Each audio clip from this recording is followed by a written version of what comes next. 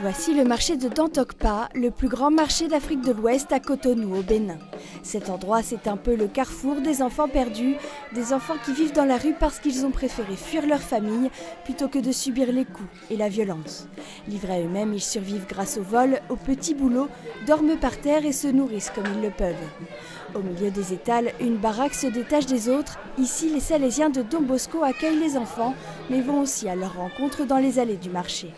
Nous faisons l'alphabétisation avec eux. Après ça, nous faisons de différents jeux pour qu'il y ait la confiance entre l'enfant et l'éducateur, pour que l'enfant puisse s'ouvrir et parler de sa situation. C'est pour leur dire, nous sommes prêts à vous accueillir, nous sommes prêts à vous donner un avenir meilleur si vous aussi vous voulez.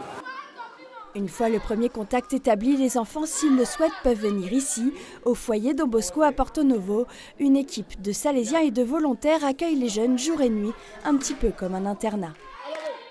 Et là-bas, on travaille surtout des dimensions. Une, la question des familles, avec l'enquête sociale, la visite des familles pour voir une possible réconciliation. Et de l'autre côté, on travaille avec l'enfant. Et surtout, on travaille avec lui pour qu'il arrive à reconnaître sa situation et commence à faire un projet de vie avec un changement de comportement. Allez les casseurs, et toi aussi tu casses, toi aussi tu casses. Les enfants qui arrivent ici ont passé plusieurs mois dans la rue. Souvent violents, ils manquent totalement de repères. Eric est arrivé ici il y a 9 mois. Il a fui sa maison à cause des violences qu'il subissait chaque jour. Et lorsque je suis à la maison, à côté de mes parents, donc je suis avec ma mère, Awida. Donc elle me maltraite trop. Donc c'est à cause de ça que je ne voulais pas rester à côté de lui. Et bon, elle ne veut pas me inscrire à l'école. Donc elle voulait que je reste à la maison pour vendre pour lui. À partir de ce jour, lorsque elle fut de la maison, j'ai venu directement au marché. Aujourd'hui, le foyer accueille 45 enfants âgés de 7 à 16 ans. J'ai 13 ans. Tu es quelle étape? Au premier étape. En cette fin d'année scolaire, l'heure est au bilan. Aujourd'hui, l'éducateur qui pose les questions, c'est Julien. Volontaire Fidesco, il est arrivé ici il y a 6 mois.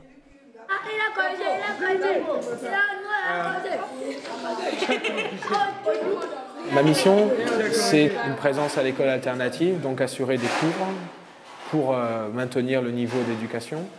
Aussi avoir une relation d'écoute et aussi expliquer aux enfants et leur faire comprendre l'importance des règles, l'importance du respect et l'importance de la relation familiale. Laborantin de formation, il s'est engagé pour 2 ans dans cette mission. Un vrai choc des cultures au début. C'est difficile. Pourquoi? Parce que j'arrive d'un cadre qui est complètement différent. Donc il faut comprendre déjà les relations qu'il peut y avoir dans les familles ici. Je n'ai toujours pas fini de comprendre d'ailleurs.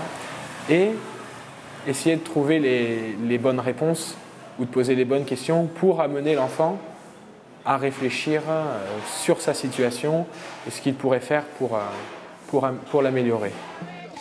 Changement de lieu pour les vacances scolaires, les enfants vont au camp à Ouida, dans ce lieu où les esclaves quittaient le pays pour l'Occident.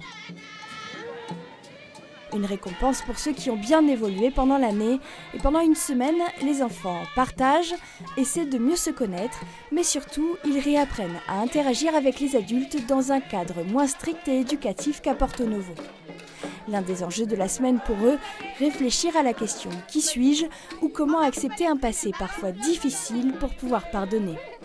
Et si en tant qu'être humain, quelqu'un ne respecte pas mes droits, je peux les réclamer et faire ce qu'il faut pour qu'on puisse me respecter. Ils ont chacun un vécu différent, mais ce qui se retrouve en chacun, c'est la difficulté d'accepter leur passé en fait.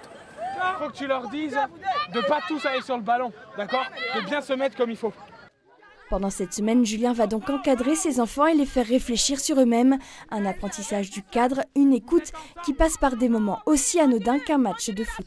Et pourquoi on a perdu? D'accord. Quand vous jouez le ballon, vous ne vous parlez pas. Quand le ballon est en l'air et il retombe, vous êtes à deux et vous vous gênez. Non, c'est pas bon.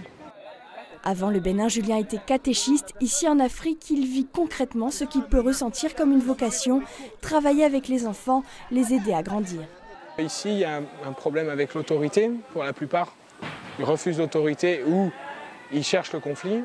Et c'est vrai que ça peut être un peu déroutant parce que quand on a usé un petit peu toutes ces cartes, utilisé toutes ces cartes, on est un peu perdu. Mais avec beaucoup de patience, on peut y arriver. Pendant le camp, les liens se resserrent. De simple éducateur, Julien devient aussi un confident, un camarade de jeu. Volontaire chrétien, cette mission, c'est aussi pour lui l'occasion de partager sa foi avec les jeunes. Ça les interroge beaucoup. Je leur dis que je suis là pour les servir.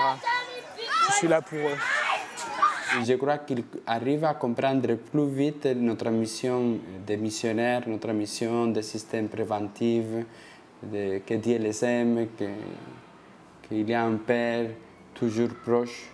Et ça, je crois qu'on trouve plus de liaisons avec les volontaires de Fidesco qu'avec d'autres volontaires n'est pas chrétiens.